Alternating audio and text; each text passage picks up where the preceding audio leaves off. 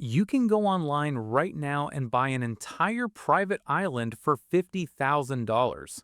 That isn't a joke. For less than the price of a used Toyota, you can own a piece of land surrounded entirely by the ocean, plant your own flag, and declare yourself the absolute king of your own country. It is the ultimate billionaire fantasy. We see billionaires like Richard Branson and Larry Ellison buying massive islands, and we assume it's a paradise filled with crystal clear water, white sand beaches, and endless margaritas. But buying the island is a massive trap. The private island industry is completely filled with hidden nightmares, insane government red tape, and an unwritten rule known as the island tax that will literally bankrupt a millionaire in a matter of months. So why are some islands cheaper than a used car, while others cost hundreds of millions of dollars? What happens when you try to actually build a house on a deserted rock in the middle of the ocean? And why does Mother Nature actively want you dead the second you move in? Buckle up because the terrifying reality of owning a private island is about to destroy everything you thought you knew. Let's get right into it. If you search private island real estate right now, your jaw will drop.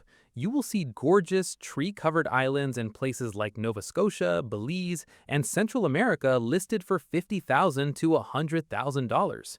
You immediately think, why would I buy a boring suburban house when I could own an entire island for a fraction of the cost?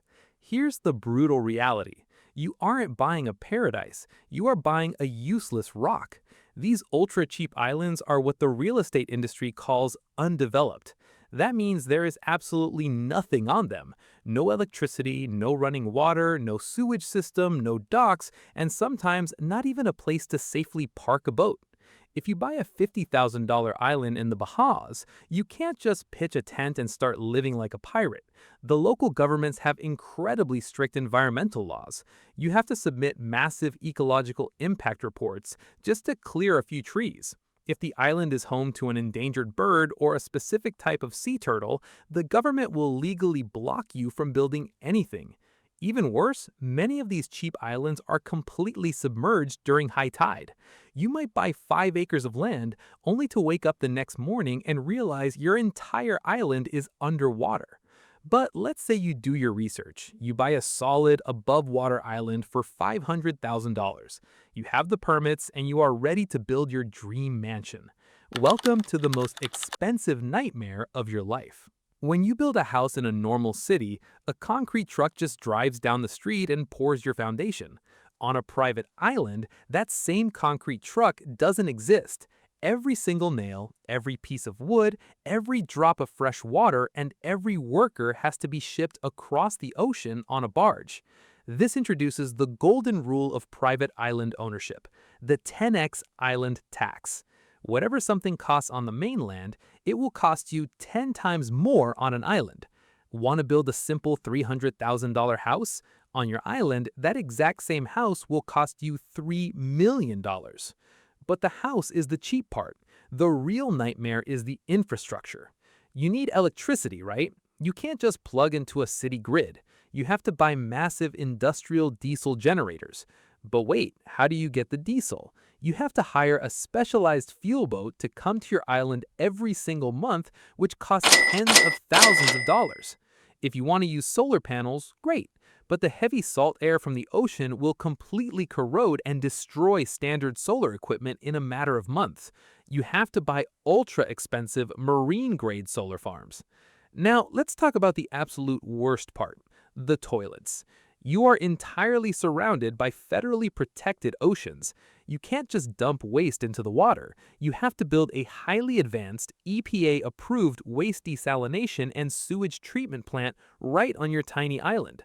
Building a legal sewage system alone can easily cost you $200,000 before you even lay the first brick of your house. And if you think you can just hire local contractors to do all this work, think again. You have to pay to house and feed the construction workers on your island for months. Since there's no house yet, you have to rent a yacht or build temporary barracks just for the guys pouring your concrete. Let's say you survive the construction phase. You dropped $10 million, your island is built, and you are sipping a cocktail on your private beach. You forgot one crucial detail. You are completely alone. When you live on a private island, you are entirely at the mercy of Mother Nature, and she is completely unforgiving. If a Category 5 hurricane forms in the Atlantic, you can't just board up your windows and hide in the basement. Your island is directly in the crosshairs. A massive surge storm can literally wash your entire $10 million investment into the ocean in a single afternoon. Because of this, getting hurricane insurance for a private island is practically impossible. And if you do find a policy, the premiums will cost you hundreds of thousands of dollars every single year. But the weather isn't the scariest part. The isolation is. Imagine you're walking on your private beach and you step on a highly venomous snake or you suddenly have a heart attack. If you're in a city, the ambulance is 4 minutes away. On your island, you're dead. Unless you have a 24/7 fully staffed medical team on standby or a private helicopter ready to fly you to the mainland at a moment's notice, a simple medical emergency becomes a guaranteed death sentence. This is exactly why true billionaires don't just build houses, they build massive helipads and keep full-time pilots on their payroll. So if buying an undeveloped island is a financial suicide mission, how do the smartest billionaires actually do it? They use the ultimate loophole. They buy turnkey islands. Billionaires don't want to deal with pouring concrete or building sewage plants. Instead, they buy islands that already have fully functioning luxury resorts on them. Take Richard Branson, for example. He bought Necker Island in the British Virgin Islands. But he didn't just build a house for himself. He turned the island into a massive, ultra-exclusive luxury resort. When he isn't there, he rents the island out to other rich people for up to $130,000 per night. By turning the island into a commercial business, the resort pays for its own diesel fuel, its own full-time staff, and its own maintenance. It transforms a massive financial liability into a money-printing machine. Other wealthy individuals skip ownership entirely and use fractional ownership. Instead of dropping $20 million on an island, 10 millionaires will pool their money together, buy the island, and split the time they spend there. It gives them the ultimate billionaire flex for a fraction of the cost, and they share the massive burden of the island's upkeep. Ultimately, owning a private island is the most dangerous real estate game on the planet. It sounds like a tropical dream, but behind the scenes, it's a ruthless battle against government regulations, insane shipping costs, and the literal ocean trying to wipe you off the map. Unless you have $50 million to burn, you are much better off just renting a villa for the weekend. But maybe fighting the ocean isn't really your style. What if you wanted to dominate the sports world instead and own the most advanced racing technology on the planet?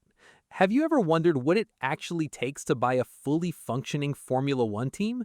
To see exactly how you can buy your way onto the F1 grid, click the video on screen.